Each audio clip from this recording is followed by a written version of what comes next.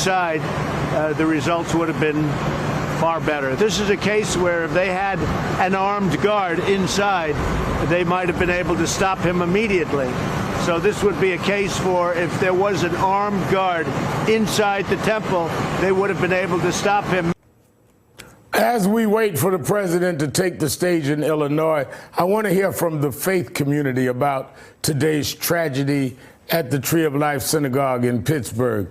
Joining me now is Joe Watkins, pastor of the Christ Evangelical Lutheran Church in Philadelphia and an NBC political analyst, and Rabbi Deborah Waxman, president of the Reconstructionist Rabbinical College.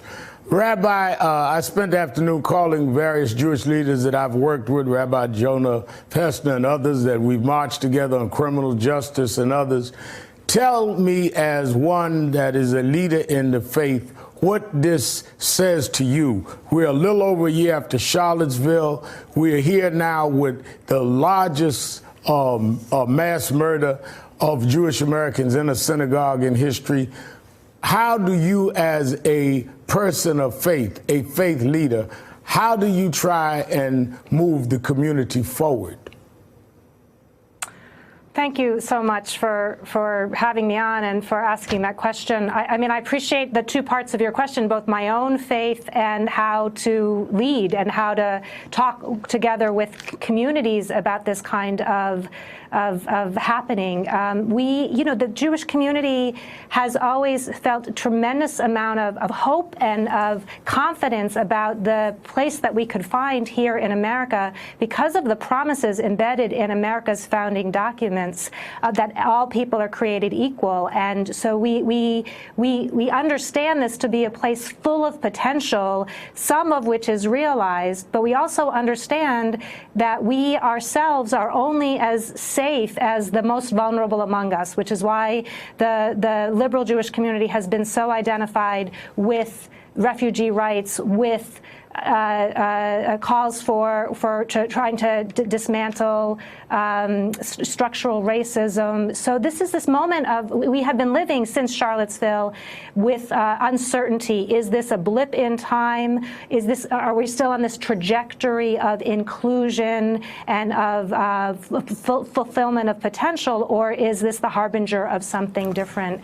I think that what we do at this moment is, as much as possible, take comfort from the widespread condemnation and the widespread support that are extended our way, that we turned inward to bolster ourselves, and we turn outward to partner with other communities to work to achieve the vision of inclusion and of fulfillment that we think is really truly possible on American soil. You know, Reverend Watkins, talking about inclusion, the civil rights movement in the 60s that preceded you and I in terms of our active lives because we were kids, there were this bond. I mean, I talk a lot about and will continue to talk about voting rights and voter suppression and criminal justice. But let's not forget, two Jews and a black, Goodman, Cheney, and Swerner, died to get the right for blacks to vote. And we're still fighting that fight. And Rabbi Abraham Joshua Heschel and others marched with Dr. King. So that inclusion is something that I think should be addressed in the pulpits tomorrow of non-Jewish faith leaders. I agree with you so much, Reverend Al, and you should never play down your great history in civil rights. You've been a champion for people of color and for all Americans over the years. And you're a Republican saying that. I'm a Republican saying it because it's the truth. Thank you. And we've got to say what's true. And I'm also a pastor of a church, and our hearts go out tonight to the families of those who lost their loved ones in Pittsburgh, to all those people, innocent people who were slaughtered by that man today. And our hearts also go out to the police officers who cared enough for their neighbors to put their lives on the line to try to save them. So our hearts go out to them as well, to their bravery, and we're just prayerful tonight. But you're right, we have to talk about it in our pulpits. I think it's important for people of faith to talk about these things. You know, if we're going to teach people that part of loving God who you can't see is to love love your neighbor who you can see. That message has to be loud and clear and strong.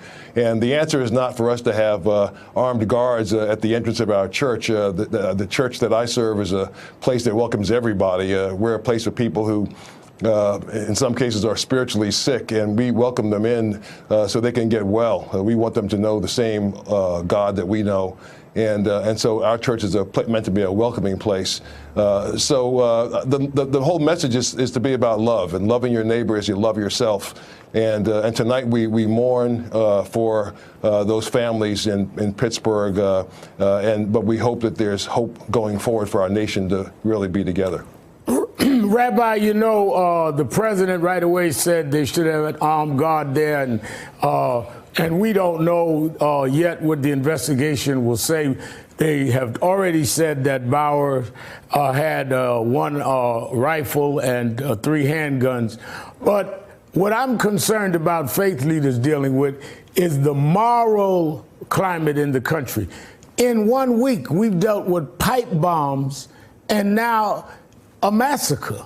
What are we normalizing to our children in this country of all races and all faith, where every day is this diet of violence and this diet of man's inhumanity to man?